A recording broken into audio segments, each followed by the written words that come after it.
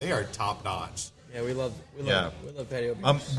I'm glad we are on their circuit. Oh yeah, it's my sister Janelle is a big fan, and that's been a good relationship since like year 2 or year 1, early on. Like they've been playing forever. Awesome. I can't think of anything better than just sitting around listening to music and drinking beer. I mean, that's what.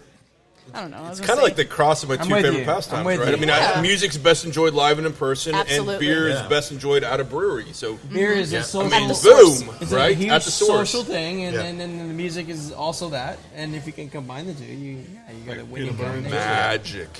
Yep. Yeah. And absolutely. What's really great about a lot of the live music that we get to book is that they're not only like just talented musicians, they're also excellent showmen. Like they put on a good show. Like whenever they're between songs, like their interaction with the crowd is fantastic. They've got a great attitude. Like everything about from their start to their finish is just a wonderful evening. Awesome.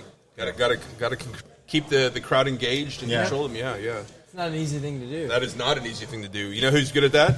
Mike Taylor. Yeah, our boy Mike. We're missing him tonight. I'm certainly missing him tonight. I hope he gets out of Italy okay. Yeah. Oh no. A lot of F-bombs. Oh no. Right. So far, no F-bombs. Yeah, so we have been, we're almost 48 minutes in, and we've been 100% family friendly, I think. I got to drop one? A little bit. I mean, I almost went rogue when we were talking about Val holding people's hands, and I almost, but I left it alone. Oops, I guess I just Good job, good job.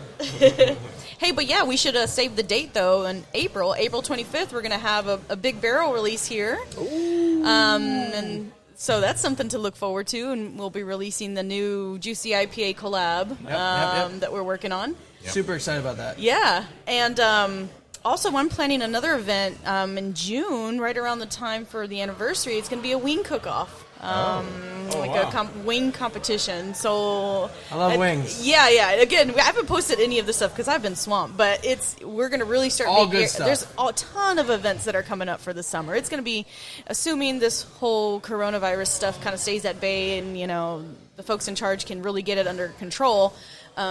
It's going to be a great season for beer. They canceled March. April's on. Yeah.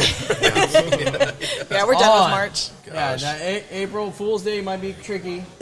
But April 2nd on, I think it's good. I feel like today was April Fool's Day, but man. So you mentioned the anniversary. So we're talking, 4 or 5? 4. We'll be turning 4. Awesome. Mm-hmm. Yeah. That's crazy to think That's about. crazy. On some ways it seems like it's 5 or 6, but on some hand I can see it's only 4. I don't even know what you're And Josh has been... Well, you brewed like 10,000 batches of Tasty AF. So something like that. I mean, in beer years we're 120. Oh, yeah. If you ask Holler.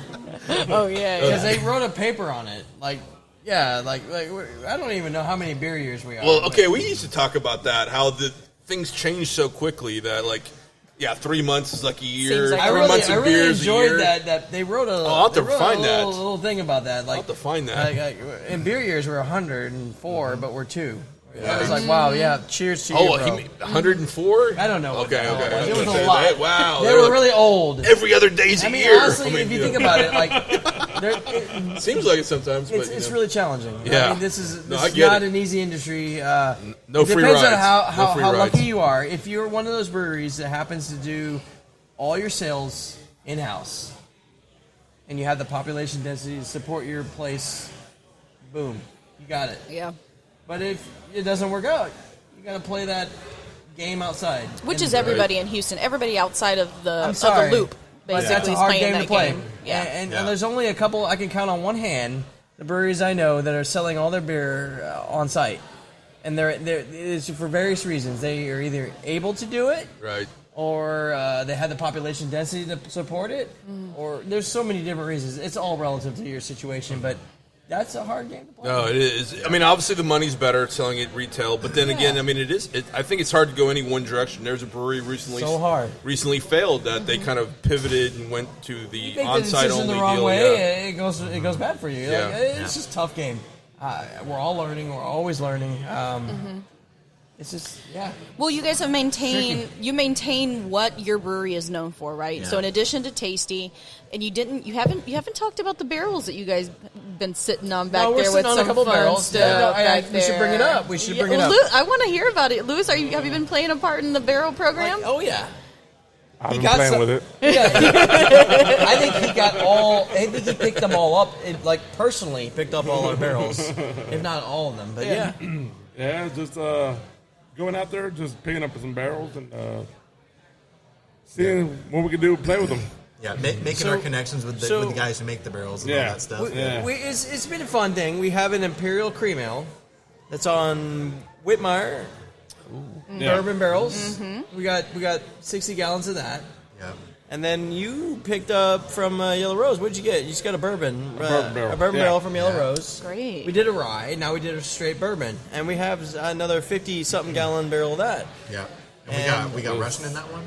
What's that? We got Russian in that one? Yeah, Russian. Yeah, Russian Imperial. And we want to keep adding it. So we got a wee heavy on the schedule. Yep. And I'm hoping we can get a rum barrel for that. Yeah. That'd be fun. I think we got the Scottish. We did a wee heavy like year one, and everybody's like, "When the hell are you gonna do that again?" They're like, "I don't know." Yeah, we're gonna finally do it, yeah. And I can't wait to put that in a barrel because It's been 2 years since we did that beer. How fun! We need to put some of that in a barrel. Yeah, absolutely. That'd be fantastic.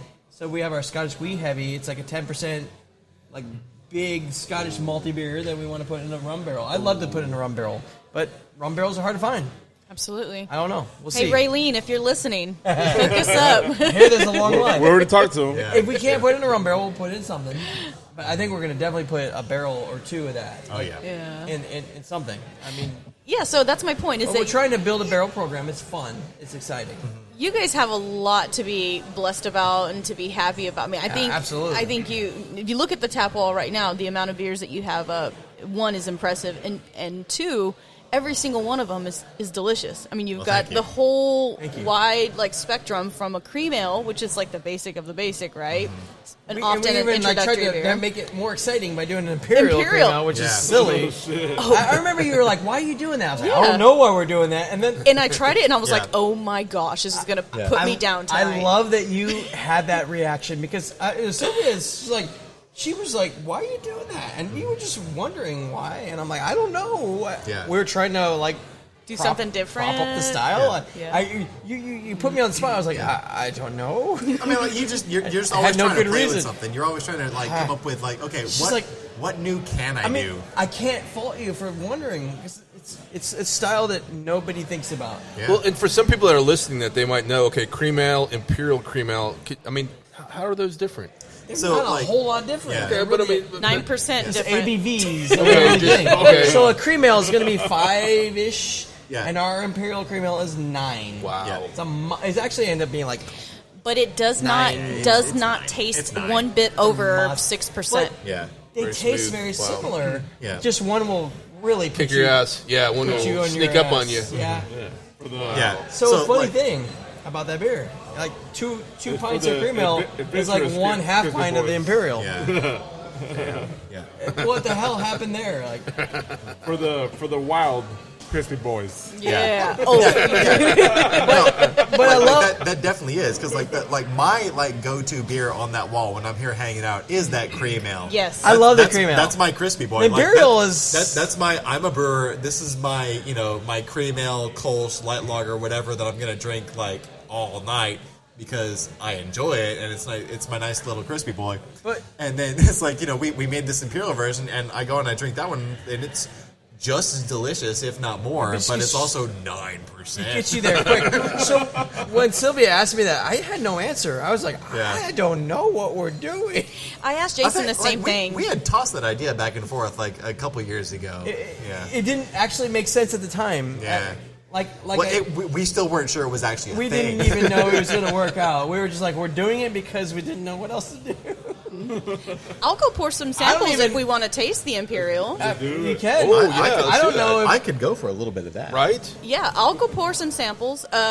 Should I do a weekend brew real quick? Yeah, we can do that. It was a big hit, and we're going to continue to brew it. And actually, we would hope to put it in cans one day. I think that's something we want to do. That would be a fun project. That would be, and that would be a point of difference, right? I mean, there's not an imperial cream ale. There is I don't know nothing anyone else like who that. makes an imperial cream And ale that in a was can. something That'd be An imperial cream ale might actually be a good can. We'll see. All We're always playing with ideas. Please come buy our beer. What's the Imperial Cream Ale? Does it have a name? Imperial Cream Ale. I want to call it Super Crispy. I think we've been tossing a name around for ideas. the We don't have a name yet. for when we make it official for can. Right now, just on the table, it's the Imperial Cream Ale. So there's a couple ideas, but I don't want to throw anything out there yet because I have no Sure. idea. Yeah, also people can be. But it's something Somebody where can go steal our name. Right. We're Yeah, considering, exactly. we're considering the idea for a can because I don't think there's anything like it, and we would love to do that. Yeah. Well, I'm going to go grab a couple samples. I think it tastes well. Actually, I'm not going to tell you what I think it tastes like. So let me go grab some. All right. Well, while Sylvia's gone, we'll turn her mic off here real quick. Boom.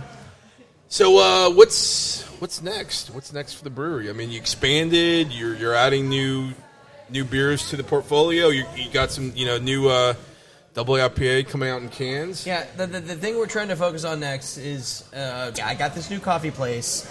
I want to have beer, and you're a local brewery. I'm like, oh, you're a local coffee shop. Yeah. We love each other. Man. He's like, hey, I want to put your beer in my place. It's like, I love that. And so he bought some beer, and I'm like, dude, John, I've been wanting to put coffee in our beer for a while. I've been doing this. Can I put your coffee? He's like, yes. And so we did an event where we put his coffee in some oak barrel aged Riz. Oh, wow. And that's the Java Owl stuff we have on tap now. We have the Java Owl Russian Imperial. I must break you. Yep. It's on tap right now. Okay. And we have a maple vanilla Java Owl oak aged Russian. And I want to put his Java Owl coffee, his cold brew, his house cold brew, in our milk stout. I want to have a coffee milk stout with the Java Owl coffee. He was like, why don't you do a coffee on nitro? I was like, because it's hard. But if I could put your coffee in my milk stout, that's easy. Yeah. He's like, I can make that happen. So we're working that. Nice. And I want to do his coffee in our IPA. Yeah. The Say When coffee double IPA. Yeah, because we were doing that. So We did it. Like he came by with like a sample of his cold brew, and we were doing just like in the glass samples. Yeah, just put a 1 ounce Yeah. like concentrated cold brew in a pint. And like that was It's some good stuff. Like we've been partnering him Unbelievable. for a little bit What did now. you- We've made a few beers. Alex is like bitter on bitter. You Yeah. can't go wrong. Can't go bitter wrong. on. It was amazing. So the coffee IPA, double IPA, coffee IPA is a thing. It is a thing. It's always been a thing. Yeah. But it's never been a big thing. Right. It's been But a it's a niche thing. good- Well, thing. didn't Yeah. caffeine? I mean, wasn't there? I remember watching the old Beer Wars documentary back in the day. Wasn't there? I mean, there was like one of the ladies that actually was real involved with Boston Beer Company, Sam Adams, back in the day, and she went off and started her own caffeine beer. Yes. Then she got shut down, I think. But I've noticed it's obviously since the laws changed. But I think there was a period of time, maybe There could have been 10, 15 years ago, where there caffeine and There might beer. have been. There's, I guess I can understand. I that. I need to look into it. So, 'cause, so there was a huge there was a span of time where coffee IPAs was kind of a thing, but it never blew up. Maybe that's what deflated it. I don't know. Right. But we took our double IPA and we added his coffee to it, just the right amount, and we were like, "Oh my god, this is awesome!" We gave it to John. He was like, "Yeah, I want that." So he's excited to have these cans. I told him, I was like, "Any can of beer that we put in your place, spike it with your coffee, make it your thing." He was like, "Are you sure?" I was like, "Yeah." So he's created coffee drinks with your beer. I Awesome. told him to. I was like, please, don't just sell our blonde, but then also sell it the option of putting your coffee in there. Right. Your coffee is your thing, and it's been a really cool relationship. And so I think he has a great product. Yeah. And I want to continue to put it in our beer, and I want to collaborate and have a synergy. I think we have a synergy here. Yeah. And so we're not quite doing like coffee IPAs in the can yet, but we're considering the idea. But what I want to do is maybe spike a few kegs with his coffee and put it on draft. Ooh. Yeah. And have a coffee IPA of Say When here. That's a concept I want to consider. And then maybe down the road, he could give us some coffee. We could do a batch of cans. That's something we're thinking about. Mm-hmm. So based on the feedback, if people are like, yeah, I love that double IPA with coffee, we might put that in a can and put it in the grocery stores. Wow. This is something we're thinking about doing, but it really is based on what people want. People vote with their money all day long. Yeah. So if you're going to vote on that, we'll do it. Yep. It really takes the customer support to make crazy stuff like that happen. Mm-hmm. Now, I was about to ask That's you, the driver. because what you just said, that reminds me of the old spindle tap model that we used to talk about on the show. And then I was about to ask if you ever considered, and I remember you all actually did do Eventbrite, Pay in Advance type thing. Tried